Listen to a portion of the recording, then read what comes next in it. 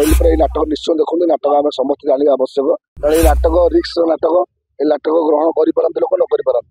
ମୁଁ ଗୋପାଳ, ମୁଁ କେତେ କରିବି, ବାବୁଙ୍କର କରିବି, ପିଲ ବାବୁଙ୍କୁ କରିବି, ସେ ଘୋଡ଼ା ମା ମାମୁର କରିବି, ତା ଝୁଅର କରିବି, କେତେ ମୁଁ ଆଉ କରିବି। କରି କରି ଅବସ୍ଥା ମୋର କଣ ହେଲାଣି ନା କଣ କଣ ହେଇକି ମୁଁ ଆସିଥିଲି ଘରୁ। ଏବେ କଣ ଦେଖାରେ ପଇସାଟା ପାଇଁ ମଣିଷ କି ହୀନସ୍ତା ହଉଛି। ଯାହା ହବ ସେ ହେଇଯାଉ, ଆଜି ଚାକିରି ଛାଡ଼ି ମାନେ ଛାଡ଼ି। ଡାଇଲଗ ଥିଲା ସକଳ ତୀର୍ଥ ପ୍ରଚଳରେ। ଏବେ ଯୋଉ ନାଟକ ଚାଲିଛି ଆମର ସନ୍ତୋଷ ନାରାୟଣ ଦାସ ଏବଂ ଶାରଦା ରାଣାଙ୍କର ସକଳ ତୀର୍ଥ ପ୍ରଚଳ। ଭାଇ ସକଳ ତୀର୍ଥ ଚରଣ ଆଜି ନାଟକ ଚତୁର୍ଥ ଆଜି ଚାଲିଛି ଚତୁର୍ଥ ରଜନ। କିନ୍ତୁ ରୂପାଲିରେ ଚହଳ ସମସ୍ତେ ହେଇଥିଲା ଗୋଟିଏ ନାଟକ 3 ରାତି 9 ଦୁର୍ଭିକ୍ଷ। କଣ କହିବେ ଆଜି ମାନେ ଆପଣ ଦେଖିଥିବେ ବର୍ତ୍ତମାନ 2025-26 ସବୁ ନାଟକ ସବୁ ଯାତ୍ରା ପାର୍ଟିରେ ସବୁ ଐତିହାସିକ ପୌରାଣିକ ନାଟକକୁ ମୁହେଁ ହେଇଛନ୍ତି। ତା ଭିତରେ 9 ଦୁର୍ଭିକ୍ଷ ଯାହାକି ଆମର ଗୋଟେ ଐତିହ୍ୟ 1866 ମସିହାର କାହାଣୀ କି ନେଇ କରିଛନ୍ତି, ଯାହାକି ଓଡିଶାରେ 1 ନମ୍ବର ହବ ବୋଲି ସମସ୍ତେ ଆଶା ରଖିଛନ୍ତି। ତାକୁ ନେଇ ଆପଣ କଣ?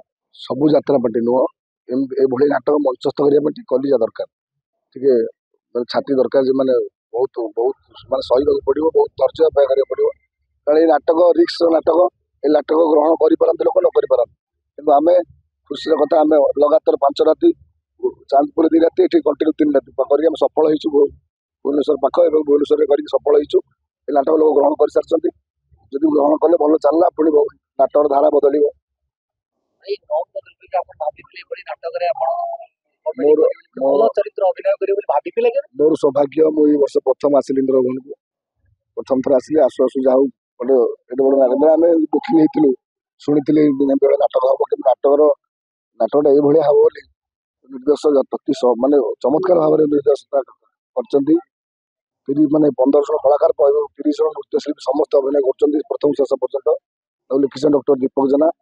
ତାଙ୍କର ଅଲଗା ନାଟକ ଅଭିନୟ କରିଥିଲେ ଅଲଗା ଅନୁଷ୍ଠାନରେ, କିନ୍ତୁ ଏଭଳି ନାଟକ ଗୋଟେ ସତ ଘଟଣା, 160 ବର୍ଷ ତଳର କଥା, ଓଡ଼ିଶାର ନିଜର କଥା, ଯୋଉଟାକି ଲୋକ ନିହାତି ଜାଣିବା ଆବଶ୍ୟକ। ଆମ ସାଧାରଣ ଲୋକ ନିହାତି ଜାଣିବା ଆବଶ୍ୟକ। ଆପଣ 9 ଦୁର୍ଭିକ୍ଷର ନାଁଟା ଲୋକ ଶୁଣିଥିଲେ, ନିଜ ଚକ୍ଷୁରେ ଦେଖିଲେ ଲୋକଙ୍କର ରୁମମୂଳ ଟାଙ୍କି କରି ଉଠୁଛି। ଆମେ ବି ଶୁଣିଥିଲୁ, ବହିରେ ପଢିଥିଲୁ ସ୍କୁଲରେ। ଆପଣ ନିଜେ ଅଭିନୟ କଲାବେଳେ ଆପଣଙ୍କର କେମିତି ସେ ଅନୁଭୂତ? ରିହର୍ସାଲ ସମୟରେ ଅଭିନୟ କଲାଠୁ ବହୁତ ମାନେ ଅଲଗା ଲାଗିଲା, ବହୁତ ଭଲ ଲାଗିଲା। ଯାହା ହଉ ତାପରେ ସେ ସମୟର କଥା, ନାଟକ ସାରା ବହୁତ ଟ୍ରାଜେଡି। ସେ ସମୟର କଥା ଯାହା ଆମେ ବି ନାଟକ ଅଭିନୟ କରିକି ଜାଣିବାକୁ ପାଇଲୁ, ସେ ସମୟରେ ଏମିତି ଘଟଣା ଘଟିଥିଲା। ନିଶ୍ଚୟ ଆଠୁ ଅଧିକା ହୃଦୟ ବିଦାର ଘଟଣା ଘଟିଛି। ନାଟକରେ ଯେତିକି ଦେଖେଇ ହବ, ଯେତିକି ଦର୍ଶକ ଦେଖିପାରିବେ, ଦେଖାଯାଉଛି। ଓ ନାଟକ ବିପୁଳ ମାତ୍ରା ଲୋକ ରିସିଭ୍ କରୁଛନ୍ତି। ନାଟକ ନିଶ୍ଚୟ ଯାତ୍ରା ଜଗତର ଗୋଟେ ମାଇଲ ଖୁଣ୍ଟ ହବ, ଏ ଆଶା ଆମ ସମସ୍ତଙ୍କର ଅଛି। ତା ଦର୍ଶକଙ୍କୁ ନିର୍ଭର କରେ। ଦର୍ଶକ ଦେଖନ୍ତୁ, ମତାମତ ଦିଅନ୍ତୁ।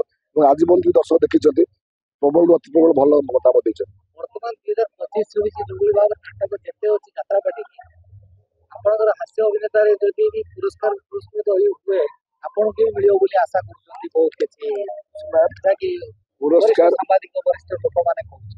ପୁରସ୍କାର ମିଳିବା ନ ମିଳିବା ସେଟା ଗୋଟେ ଖୁସିର କଥା। ପୁରସ୍କାରଟା ଗୋଟେ ଅଭିନୟର ମାପଦଣ୍ଡ ନୁହଁ। ପୁରସ୍କାରଟା ବେଳେବେଳେ ଖୁସି ଦିଏ, ସେଥିପାଇଁ ମୁଁ ଜମା ଚିନ୍ତିତ ନୁହଁ। ସମୟ ସମୟର କଥା। ପୁରସ୍କାର ମୋଠୁ ବହୁତ ସିନିୟର ମାନେ ଅଛନ୍ତି ଇଣ୍ଡଷ୍ଟ୍ରିରେ, ପୁରସ୍କାର ପାଇଁ ମୁଁ ଚିନ୍ତିତ ବୟସ ମାନେ ସମୟ ପଡ଼ିଛି। ଭଲ କାମ କଲେ ନିଶ୍ଚୟ ପୁରସ୍କାର ମିଳିବ। ଆପଣ ସୋସିଆଲ ମେସେଜ କଣ ଦେବେ ଦର୍ଶକ ଦେବେ? କହିଲି ପରା, ଏଇ ନାଟକ ନିଶ୍ଚୟ ଦେଖନ୍ତୁ। ନାଟକ ଆମେ ସମସ୍ତେ ଜାଣିବା ଆବଶ୍ୟକ। ଆମ ଇତିହାସ, ଓଡ଼ିଶାର ବହୁତ ନିଜର କଥା, ଅରିଜିନାଲ କଥା, ସତ କଥା ଆମେ ଜାଣିନେ, ନାଟକ ମାଧ୍ୟମରେ ଆମେ ଜାଣିପାରିବା। ନାଟକ ଦେଖନ୍ତୁ ଏବଂ ଆପଣ ଯଦି ନାଟକକୁ ପୂର୍ଣ୍ଣ ସହମତ ଦେବେ, ତାହେଲେ ନାଟକର ଧାରା ବଦଳିବ। ଏବଂ ମୁଁ ବି ଯାହା ଦେଖୁଛି କିମ୍ବା ଶୁଣିବାକୁ ପାଉଛି, ସମସ୍ତ ଯାତ୍ରା ଅନୁଷ୍ଠାନ ମାନେ ନାଟକ ପ୍ରତି ସମସ୍ତେ ବହୁତ ଧ୍ୟାନ ଦେଉଛନ୍ତି। ପ୍ରାୟ ବି ବହୁତ ନାଟକ ସବୁ ଭଲ ହେଇଛି। ଯାହା ଆସ୍ତେ ଆସ୍ତେ ସବୁ ପାର୍ଟି ତ ବାହାରିଲାଣି, ରିଲିଜ ହେଲାଣି, ଖବର ଅଛି ନାଟକ ଭଲ ହେଇଛି। ନାଟକ ଦେଖନ୍ତୁ। ଏବଂ ଯାତ୍ରା ପାର୍ଟିର ଯାତ୍ରା ଅନୁଷ୍ଠାନ ମୁଖ୍ୟ ଆଧାର ହେଲା ନାଟକ। ଦର୍ଶକ ନାଟକ ଦେଖିବାକୁ ହିଁ ଆସନ୍ତି, ତା କେନ୍ଦ୍ର ହୁଅନ୍ତି ବା ଟିକେଟ କାଟନ୍ତି। ନାଟକ ଭଲ ହେଲେ ସବୁ ଠିକ ଚାଲିବ ଏବଂ ଆମେ ନାଟକ ଭଲ କରିବା ପାଇଁ 100% ଚେଷ୍ଟା କରୁ। ଆଉ ଗୋଟେ କଥା ଆପଣ ଦେଖିବେ, ଯାତ୍ରା ଇନ୍ଦ୍ରଭୁବନର ଗୋଟିଏ ଦୃଷ୍ଟାନ୍ତ ରହିଅଛି। ସବୁ ଯାତ୍ରା ପାର୍ଟି ବେଳେ ଯେତେବେଳେ ନର୍ତ୍ତକୀ ମାନଙ୍କୁ ନେଇକି ଅର୍ଦ୍ଧନଗ୍ନ ଅବସ୍ଥାରେ ନଚଉଥିଲେ, ଯାତ୍ରା ଇନ୍ଦ୍ରଭୁବନ ସେ ଜିନିଷଟି ଲୋକଙ୍କୁ ଠାରୁ ଦୂରରେ ରଖିଥିଲା।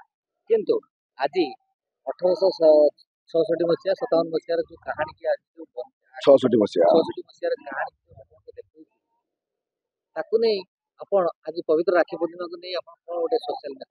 ସେଟା ପ୍ରଯୋଜକ ଏବଂ ଆମର ଯେ ମୁଖ୍ୟ ପରିଚାଳକ ଅଛି, ପ୍ରଯୋଜକ ଶିଳ୍ପୀ ଭାସ୍କର ସ୍ୱାଇଁ ଏବଂ ପରିଚାଳକ ଶିଳ୍ପୀ ମନୋଜ ନାୟକ, ଏମାନଙ୍କର ଉଚ୍ଚ ଚିନ୍ତାଧାରା ଚମତ୍କାର ଚିନ୍ତାଧାରା ପାଇଁ ନାଟକ ଆଜି ମଞ୍ଚସ୍ଥ ହେଇପାରିଛି। ନିଶ୍ଚୟ ଆଙ୍କର ମନୋଜ ନାୟକ କିଏ ନ ଜାଣେ ଯାତ୍ରା ଇଏରେ କିମ୍ବା ଭାସ୍କର ସ୍ୱାଇଁ ମାନେ ବାଣେଶ୍ୱରୀ ଗୋଟେ ନାଟ୍ୟର ମାଲିକ, ବାଣେଶ୍ୱରୀ ଯାତ୍ରା ଗାଁ, ନିଉ ବାଣେଶ୍ୱରୀ, ଏସବୁ ଏମାନଙ୍କର ପରିପକ୍ୱ ଯାତ୍ରା ଦର୍ଶକ କଣ ଚାହାନ୍ତି, କଣ ଦେଲେ ଭଲ ଲାଗିବ ଭାରି ପରିପକ୍ୱ। ମନୋଜ ଭାଇଙ୍କ ଚିନ୍ତାଧାରା ତ ବହୁତ ସବୁବେଳେ ଉଚ୍ଚ କୋଟିର, ବହୁତ ବହୁତ ଉଚ୍ଚ ଶିକ୍ଷିତ ଲୋକ ଜଣେ ମନୋଜ ଭାଇ। ଆଉ ଯାହା ହଉ ତାଙ୍କ ଚିନ୍ତାଧାରାରେ ନାଟକ ସେ ମାନେ କହିଲିନି ଏଭଳି ନାଟକ ମଞ୍ଚ ଥିଲେ ପଦକ୍ଷେପ ନେବା କଲିଜା ଥିବା ଦରକାର। ମନୋଜ ଭାଇଙ୍କ ଧୈର୍ଯ୍ୟ ଅଛି, ମାନେ ଆଇକ୍ୟୁଟା ତାଙ୍କର ବହୁତ ଦୂର ପର୍ଯ୍ୟନ୍ତ, ସେଇଥିପାଇଁ ଯାହା ନାଟକ ମଞ୍ଚ ସଫଳ ହେଇଛି।